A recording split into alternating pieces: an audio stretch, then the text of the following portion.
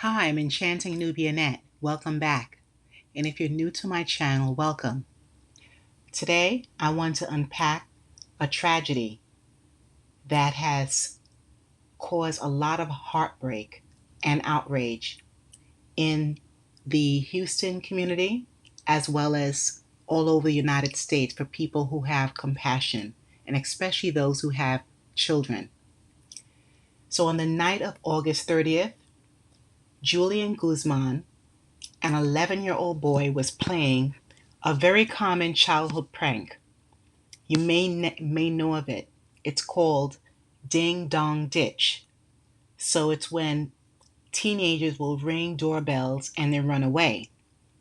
It's a kind of mischief that many of us grew up doing. It's usually very harmless, and in this case, it was harmless. And we know it can be annoying at its worst. But unfortunately, this time it turned fatal. Now, I remember, doing pranks when I was younger, especially on the phone, calling, different businesses, for example, and, seeing something silly hanging up or ordering something, those type of things. This is common with teenagers. However, according to the Houston Police Department, Julian, he rang the doorbell of a home on Ranson Street, and then he ran away. And a witness even reported that the homeowner, Leon Gonzalo Jr., 42 years old, he came outside. And although Julian had run away from the home, this homeowner took it upon himself to use his weapon and fire, which struck Julian in the back. So horrendous, everyone. And poor Julian, he collapsed a half block away, and then he later passed away from his injuries. Now, everyone, again, he was doing a prank. He simply rang a doorbell. Yes, it was at nighttime, and definitely anyone would be annoyed or frustrated. However, as an adult, adults are supposed to use good, rational thinking, critical thinking, and even if he were to run after him to say words to him, of course, not touch him at all, he should have done that. And since the boy ran away and he fired, now Mr. Gonzalo, he's arrested, rightfully so, and charged with M ending in R. He took it way too far. There's no reason for him to have done that. Police made it clear that this was not self-defense. As we know, he wasn't harming the homeowner or anyone in the house, and he actually was just ringing the doorbell, which was a prank only. Since the boy was running away and the firing of the weapon occurred far from the house, several feet from the house, there was no real threat at all. And it was only a child being a child. Those of you who have children, I'm sure you know that your children would perhaps do something like this, or just pranks, whether it's putting something on your arm, playing with your food, anything to see a reaction. And of course, kids like attention, they like a good laugh. So everyone, this is what I believe parents really need to teach their children, especially in these times where many people are irate. They're very frustrated, especially because of the economy and the way the world is right now. Many people are on edge, and we know that there's a huge increase in mental illness, short of patience. So this incident is like a gut punch because it forces us to ask, what do you teach your children when the world sees their innocence as a threat? And I think that, this is situational awareness. Even harmless pranks can be misinterpreted in a society where people are very fearful, very aggressive, and kids need to understand that not everyone responds with reason. So, everyone, you really need to sit down with your child and talk about the consequences of their actions. Yes, it's something silly, it could be funny, but everyone will not have a rational action. And again, it's situational awareness. You have to respect boundaries. Parents need to tell their children that even though the ding dong ditch, this game is very playful, it can very much irk certain people. And they need to teach them empathy. Thinking about how would you feel if someone were to ring your bell at night. Maybe you're in your bed trying to go to sleep. Maybe you have gone to sleep. Maybe the person has a young baby at home and the baby wakes up and it's very hard to put them down to sleep again.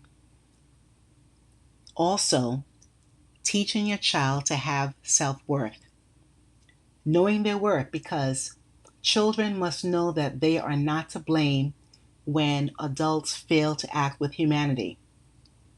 No child deserves this. No person deserves this for a prank. However, adults need to be accountable for their actions, and children need to have guidance. They need to be taught these things. So, of course, the homeowner is 100% wrong.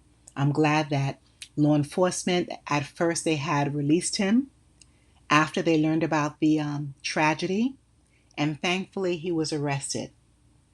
So it's called an egregious misuse of force because, again, there was no imminent threat. We know that Julian was running away.